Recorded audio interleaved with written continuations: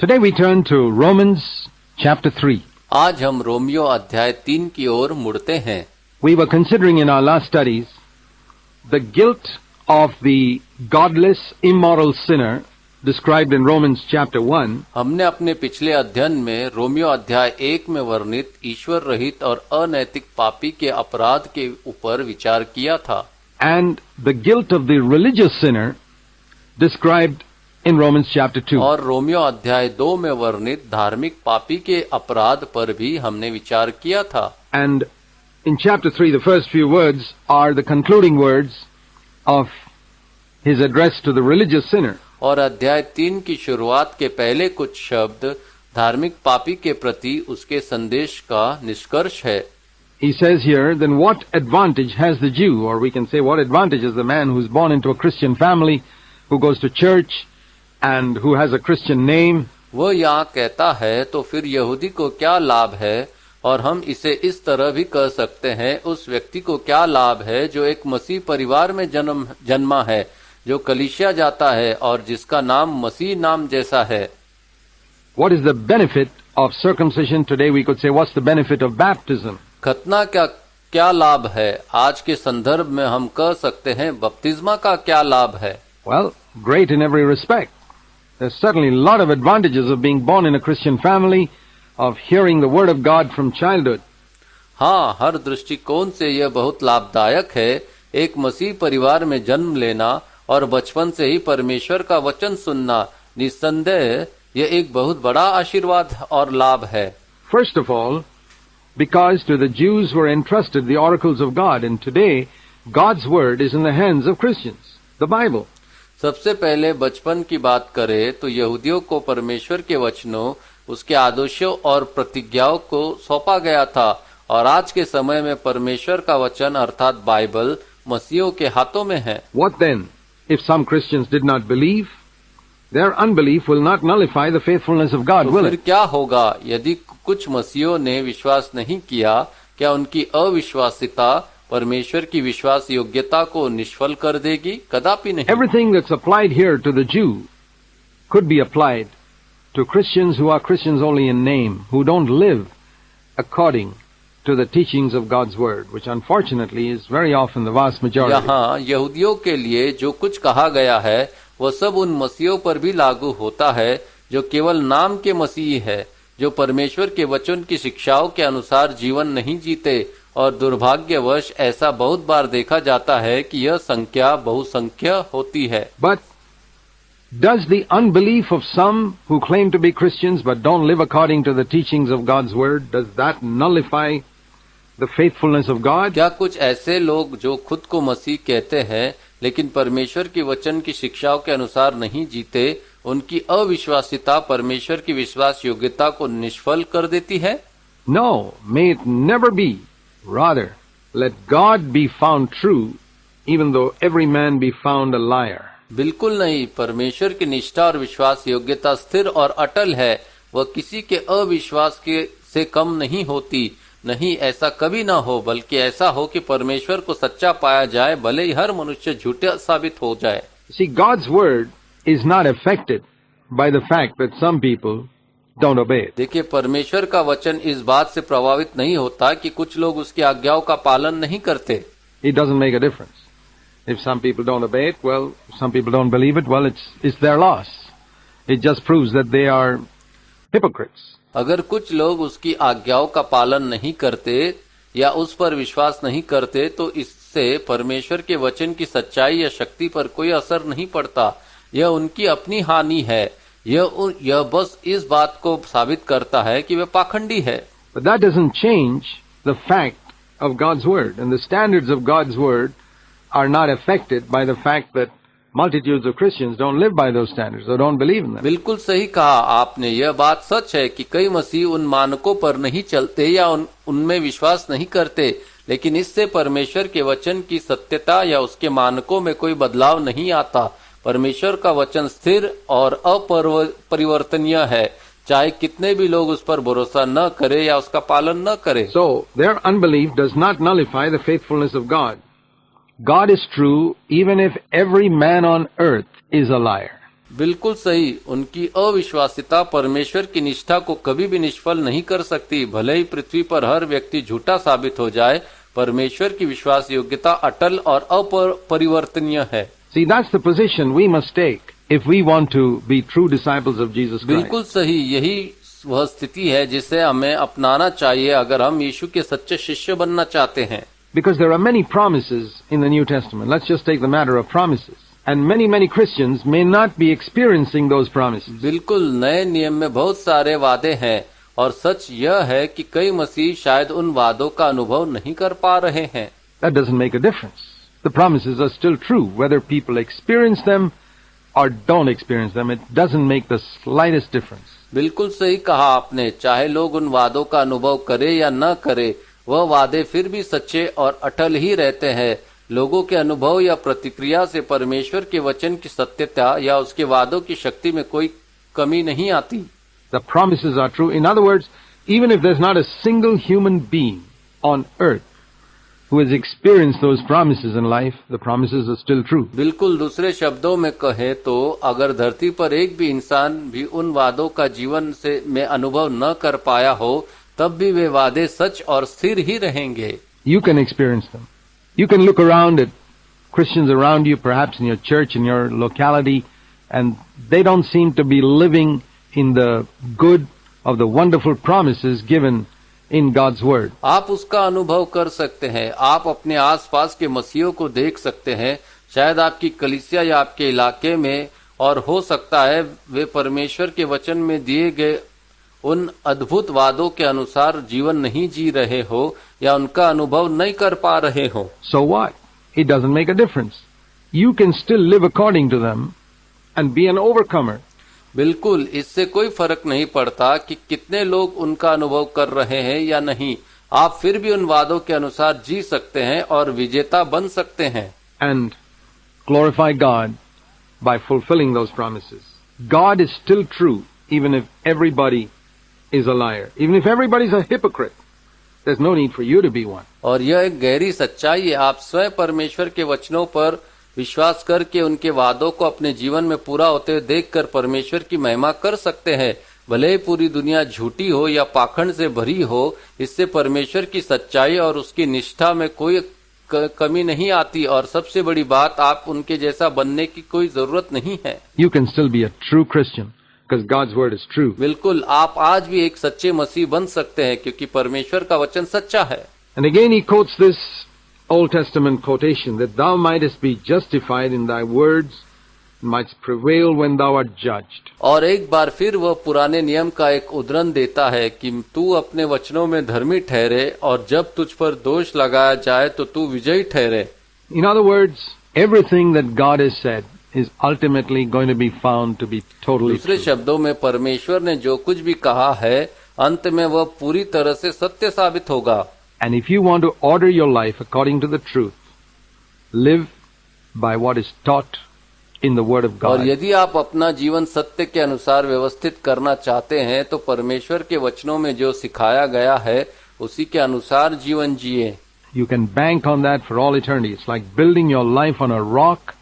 In time and eternity, your life will never shake. आप इस पर सदा के लिए पूरा भरोसा कर सकते हैं, जैसे आपने अपना जीवन एक चट्टान पर बनाया हो। समय और अनंत काल में आपका जीवन कभी नहीं डगमगाएगा। And now, having described how we are all sinners, he says, if our unrighteousness demonstrates the righteousness of God, what shall we और say? अब यह बताते हुए कि हम सब पापी है, वह कहता है, यदि हमारी अधार्मिकता परमेश्वर की धार्मिकता को प्रकट करती है तो हम क्या कहें? The God who inflicts wrath is not क्या वह righteous, परमेश्वर जो क्रोध करता है धर्मी नहीं है? is not unrighteous, is he? I'm speaking in human terms. In other words, if people are saying, listen, our breaking faith with God is good because our sins serve a good purpose in highlighting how good God is when they see how bad we are, he says that's a crazy क्या argument. परमेश्वर अधर्मी है? हरगिज नहीं। मैं मनुष्य के तरीके से बात कर रहा हूँ। दूसरे शब्दों में, अगर लोग यह कहें कि हमारा परमेश्वर के साथ विश्वासघात करना अच्छा है क्योंकि हमारे पाप यह दिखाते हैं कि परमेश्वर कितना अच्छा है, जब लोग हमारी बुराई देखकर उसकी भलाई को समझते हैं तो पौलुस कहता है कि यह एक बिल्कुल ही गलत तर्क है। No, that's the way some people talk. But God forbid. Otherwise, how will God judge the world if He can overlook sin? He's trying to point out that sin cannot be overlooked under any circumstances. अब कुछ लोग ऐसे ही बातें करते हैं, लेकिन परमेश्वर न करे। अगर परमेश्वर पाप को नजरअंदाज कर दे तो फिर वह दुनिया का न्याय कैसे करेगा? पौलुस ये समझाने की कोशिश कर रहा है कि पाप किसी भी स्थिति में अनदेखा नहीं किया जा सकता। God is going to judge the world. परमेश्वर संसार का न्याय करने वाला है। But, verse 7, if through my lie the truth of God abounded to His glory, then why am I still being judged as a sinner? लेकिन वचन 7 में पौलुस कहता है, यदि मेरे झूठ के द्वारा परमेश्वर का सत्य और भी अधिक उसकी महिमा के लिए प्रकट होता है, तो फिर मुझे अब भी पापी के रूप में क्यों दोषी ठहराया जाता है? You see, these are foolish arguments that Paul is saying human beings sometimes use, saying, well, I'm a sinner. Okay, well, that highlights the fact that God is so glorious. देखिए, ये वे मूर्खतापूर्ण तर्क है जो पौलुस कह रहा है कि कभी कभी इंसान इसे इस्तेमाल करते हैं। मैं पापी हूँ, ठीक है, लेकिन इससे यह साबित होता है कि परमेश्वर कितना महिमामय है। And why not say, verse 8, as we are slanderously reported, and as some affirm that we say, let us do evil that good may come. और क्यों न कहे, वचन 8 के अनुसार हम पर गलत आरोप लगाए जाते हैं, और कुछ लोग कहते हैं कि हम ऐसा कहते हैं, चलो पाप करते हैं ताकि भलाई आ सके। Their condemnation is just. You know, there are people even today उनकी निंदा बिल्कुल सही है। जानते हैं, आज भी ऐसे लोग हैं who take advantage of the grace of God and say, well, we're sinners, and Jesus came to call sinners and not righteous people, so we're not among the righteous, we're sinners. जो लोग परमेश्वर की कृपा का फायदा उठाते हैं और कहते हैं हम पापी हैं और यीशु पापियों को बुलाने के लिए आए हैं, न कि धर्मियों को, इसलिए हम धर्मियों में नहीं हैं, हम पापी हैं। And they continue in their sin, saying that Jesus came to call righteous people. They are taking advantage of God's grace and goodness. और वे अपने पाप में लगे रहते हैं, यह कहकर कि यीशु पापियों को बुलाने आए हैं।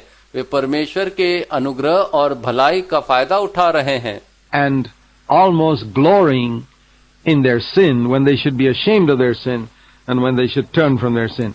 और वे अपने पाप में लगे रहते हैं, कहकर कि यीशु पापियों को बुलाने आए हैं। वे परमेश्वर के अनुग्रह और भलाई का फायदा उठा रहे हैं और वो अपने पाप में लगभग गर्व महसूस करते हैं, जबकि उन्हें अपने पाप पर शर्मिंदा होना चाहिए और उससे तौबा करनी चाहिए। And because Paul was preaching this message, he says, some people are twisting what we say. और क्योंकि पौलुस ये संदेश दे रहा था, उसने कहा कि कुछ लोग हमारी बातों को तोड़ मरोड़ कर समझा रहे हैं। Throughout history, it's always been the case that there have been people who have twisted what godly men have इतिहास said. भर हमेशा ऐसा होता आया है कि कुछ लोग परमेश्वर के पुरुषों की बातों को तोड़ मरोड़ कर पेश करते हैं।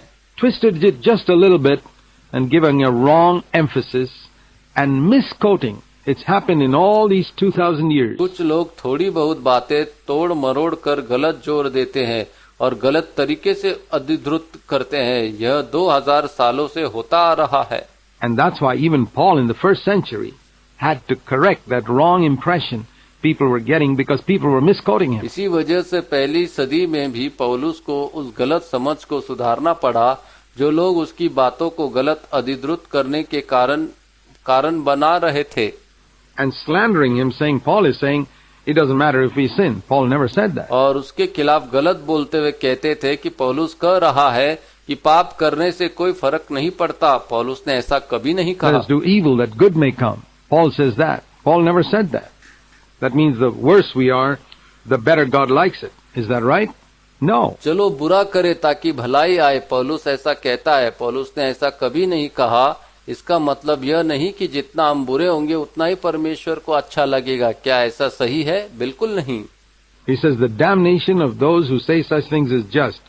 And yet some people claim that's what I preach. वो कहता है कि जो लोग ऐसी बातें कहते हैं उनकी निंदा न्याय संगत है, फिर भी कुछ लोग दावा करते हैं कि वे यही प्रचार करते हैं। No, that's not what he preached. It's true that Jesus came to save sinners, but he didn't come to encourage people to live in their sin. नहीं, पौलुस ने ऐसा प्रचार नहीं किया। यह सही है कि यीशु पापियों को बचाने के लिए आए, लेकिन वे लोगों को अपने पापों में रहने के लिए प्रोत्साहित करने के लिए नहीं आए। When the woman caught in adultery was forgiven by Jesus, Jesus said to him, I don't condemn you. But he went also told her, go and sin no more. जब व्यभिचार के अपराध में पकड़ी गई महिला को यीशु ने माफ किया तो यीशु ने उससे कहा, मैं तुम्हें दोषी नहीं ठहराता, लेकिन उन्होंने उसे यह भी कहा, जाओ और अब से पाप मत करो। God hates sin. He loves the sinner, but he hates sin. परमेश्वर पाप से नफरत करते हैं, वे पापी से प्रेम करते हैं, लेकिन पाप से नफरत करते हैं। What then? Paul says, verse 9 of Romans 3. Are we better than them? In other words, is the religious sinner better than the irreligious, immoral person? Is the Jew better than the Greek or Gentile? फिर पौलुस क्या कहता है Romeo 3:9 में, क्या हम उनसे बेहतर है? दूसरे शब्दों में, क्या धार्मिक पापी निराश्रित और अनैतिक व्यक्ति से बेहतर है? क्या यहूदी यूनानी और गैर यहूदी से बेहतर है? No, not at all. We have already charged that both Jews and Greeks are all under sin. बिल्कुल नहीं, हमने पहले ही कहा है कि यहूदी और यूनानी दोनों ही पाप के अधीन है।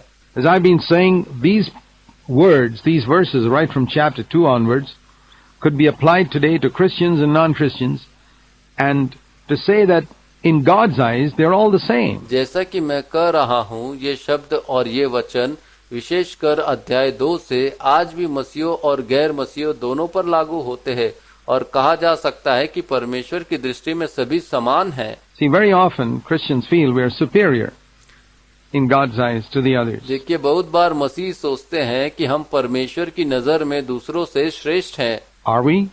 If we live in sin, our judgment will be more, because to whom more is given, more will be committed. क्या हम वास्तव में श्रेष्ठ हैं? अगर हम पाप में रहते हैं तो हमारा निर्णय और भी कड़ा होगा, और क्योंकि जिसे ज्यादा दिया गया है उससे ज्यादा मांगा जाएगा। The fact is that we were both, whichever group or religion we are born into, we are sinners. सच्चाई यह है कि हम चाहे किसी भी समूह या धर्म में जन्मे हो, हम सब पापी हैं। We are all sinners. Every baby born into the world in every religion, and even if they have no religion. हम सब पापी हैं। हर बच्चे जो इस दुनिया में जन्म लेते हैं, चाहे किसी भी धर्म में हो या बिना धर्म के हो, There's sin in their nature. And that sin comes forth as they grow up. उनके स्वभाव में पाप होता है और जैसे जैसे वे बड़े होते हैं वह पाप प्रकट होता है। And Paul's aim here is to prove that every single human being is in exactly the same category in God's eyes. He is a sinner. और पौलुस का उद्देश्य यहाँ यही है कि वह यह सिद्ध करे कि हर एक इंसान परमेश्वर की दृष्टि में एक ही श्रेणी में आता है, वह पापी है। All are under sin.